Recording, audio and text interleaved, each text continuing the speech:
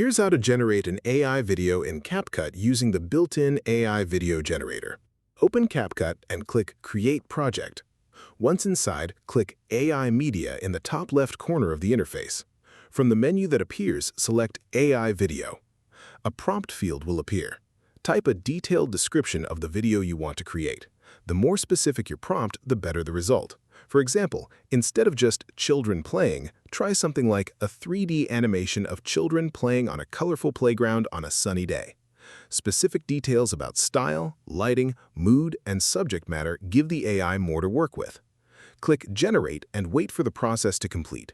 Generation time varies depending on the complexity of your prompt and current server load, so be patient. Once finished, click Play Video to preview the result before doing anything else.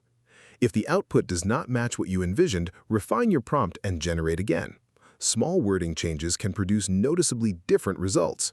Once you are happy with the video, click the plus icon to add it directly to your timeline where you can edit it like any other clip. If this helped you out, hit that subscribe button for more straight-to-the-point tutorials on Step by Click.